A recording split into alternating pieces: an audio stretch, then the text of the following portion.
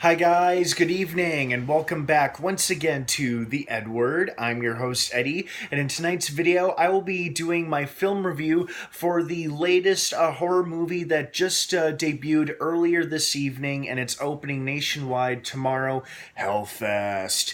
For those of you who may not be familiar with it, this is the movie, you've probably seen trailers and posters for it, where a group of friends goes to a horror attraction, a scare event, and they are taunted and terrorized by a serial killer, a masked serial killer who's using the event to cover up his very real grisly crimes.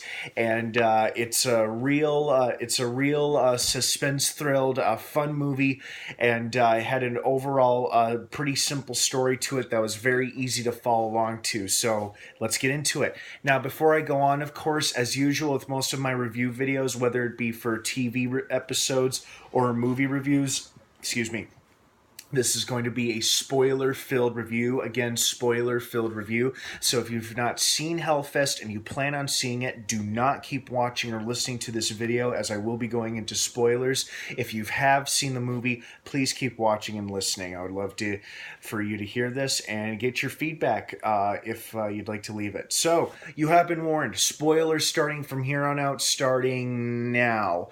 I really enjoyed this movie, and I might be a bit biased, but that may be because I love horror movies, but I also am a frequent attender of these kind of events, you know? I haven't really talked about it this much on my YouTube channel here, but I absolutely adore and love going to different horror and scare attractions every year. Come Halloween time, my friends and I, usually with different groups of friends, we will go to our local scare attractions and whatnot.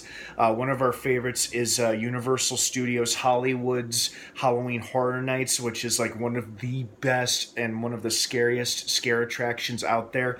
That is a lot of fun. I really enjoy that theme park in particular, and you know there are tons of others as well. So as someone who attends and enjoys these kind of events, it was fun seeing it on a movie and seeing the characters go through the maze and laugh and scream and enjoy what they were going through up until the killings started.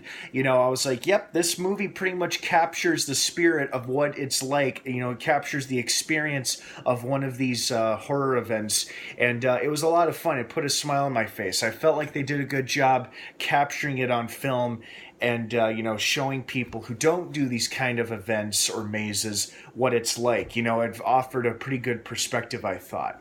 I loved the concept for this movie when I first heard the plot summary, that a serial killer uses he uses the cover of a horror event to cover up his real crimes that everybody thinks are fake, but only a few people know are real because they're the ones he's terrorizing.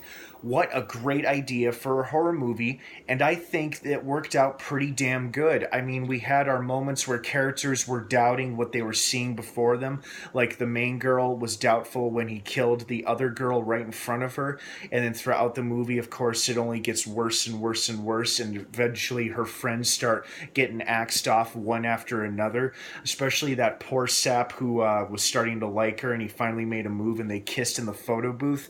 And in the movie theater, as we're sitting there, right when the killer hits him the first time and he's crawling towards that sledgehammer carnival contest game thing, where you take a hammer and then it like sends this thing rocketing up to hit a bell or something, and he of course happens to rest or land his head right there. We all let out this collective "oh," and sure enough, the killer raises the hammer and slams it down on him, killing the poor bastard.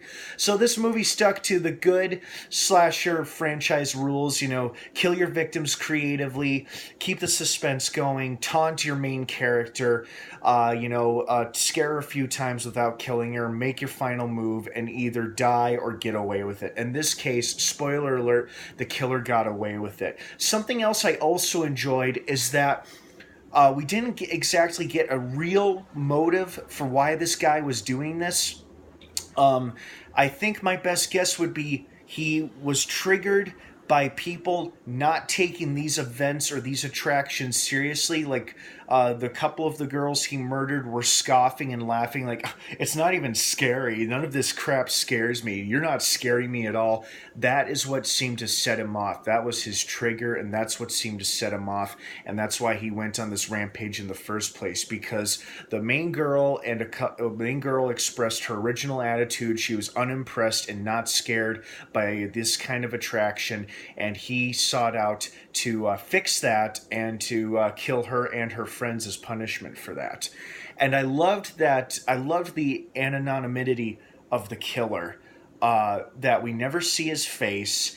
He's a grown man with a house, probably a job, and clearly a little girl. At the end of the movie, we see him hug his little girl when he gets back home, and he presents to her a gift that he stole off of one of his murdered victims. And you're just like, ugh. So, but you know what? I liked that. It added some mystery to it, and it was very simple because we didn't need to know who this guy was. All we needed to know is that he was a murderous, crazy man who was out killing people under the cover of darkness at a horror maze attraction event.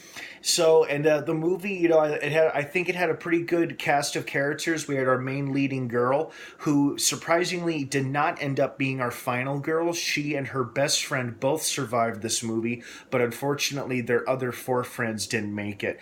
Her love interest, the funny, don't give a shit attitude girl, Taylor, who was the actress from the Scream, the TV series. She did a great job in this movie. Everybody did a good job in this movie. Tony Todd, getting a horror icon like Tony Todd to play the MC of the event was great, and then having his voice be the main narrating voice for instructions and welcoming PA announcements throughout the movie was very cool, and he's got a great, creepy, commanding voice, so good job, Tony Todd.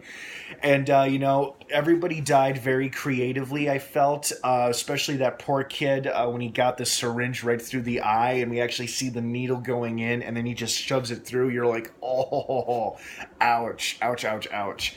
But no, it was a fun movie. I really enjoyed it. I loved the concept of it, and I think the concept translated really well onto film.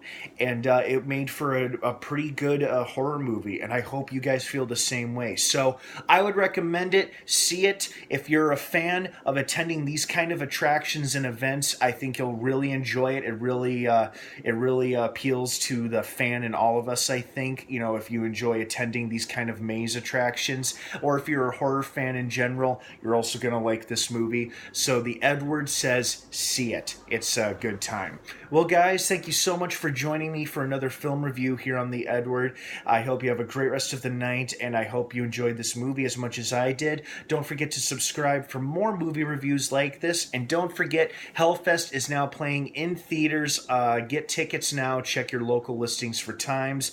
It's a good time. Oh, and for those of you who might be curious, I sat through the whole thing. No post-credit scenes or stingers of any kind. As soon as that final scene rolls and the credits start rolling, you can hop out of there. Thank you so much for watching. Have a great rest of the night. And of course, until next time, may the Force be with you.